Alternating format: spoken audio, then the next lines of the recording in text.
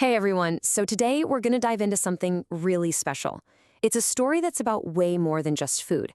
It's about family, it's about memory, and it's about a hometown that, for many, exists more in their hearts than on any modern map. We're going to explore the incredible heritage foods of Kaepung-gun. You know, this quote from our source material just hits it perfectly. It's this idea that a hometown isn't just a pin on a map. It's something you carry inside you, a collection of memories, and yeah, definitely smells and tastes. The borders can change, but those memories, they're forever tied to the place where they were made. And really, that's the big question here, isn't it? Kaepung-gun used to be in South Korea, but after the division of the peninsula, it suddenly became part of North Korea.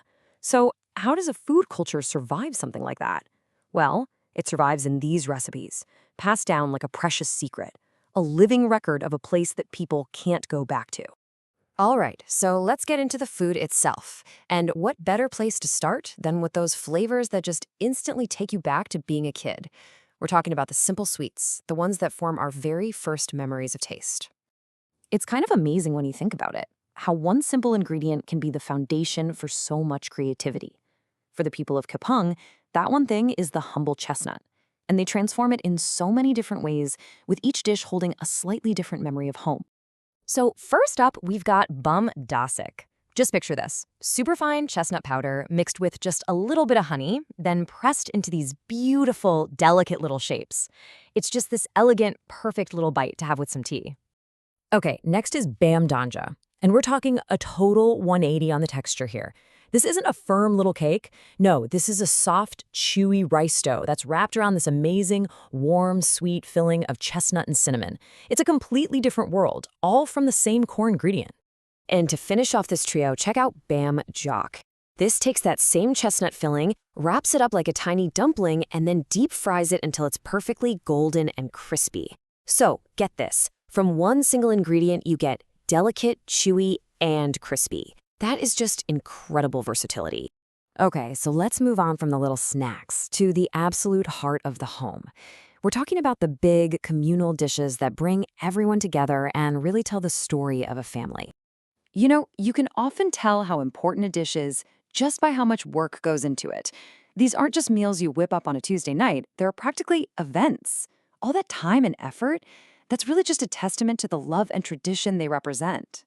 And oh my gosh, nothing shows that commitment more than some kimchi. Seriously, whatever you think you know about kimchi, just set it aside for a second. The ingredient list for this it's wild. Just listen. Napa cabbage and radish, of course, but then pears, chestnuts, jujus, pine nuts, oysters, dried pulvik, water parsley, and you can even add octopus. This isn't a side dish, people.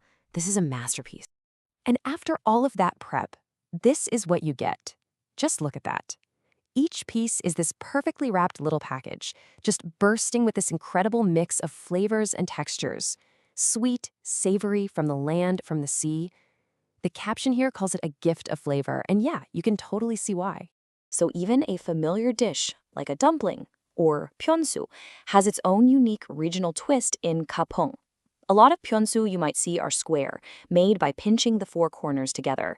But the Kaepung style, it's completely different. It's round, with the ends pinched tight to look almost like a little clam.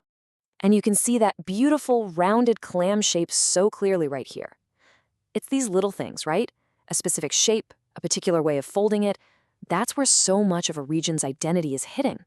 And of course, these amazing dumplings are often part of something even bigger and more comforting. Here they are in jollengi tteokguk, which is a rice cake soup.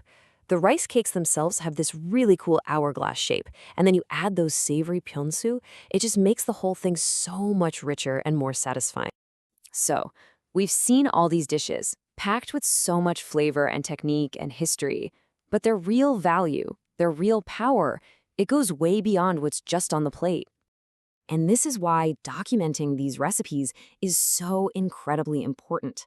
It's more than just cooking, it's an act of cultural preservation. Every single ingredient list, every little instruction on how to shape a dumpling, it all becomes a living record of a family's life. It's a heritage that political borders just can't touch. And really, that's the ultimate hope, right? That by saving and sharing these foods, we can build what the source calls a small but meaningful bridge, a way to connect the past to the future, and to pass on this warm, resilient culture to new generations who might never get to see their ancestral hometown for themselves. This whole story really makes you think, doesn't it? About your own history. What are the smells that remind you of your grandmother's kitchen? What are the dishes that only ever show up on holidays? What flavors carry your family's story?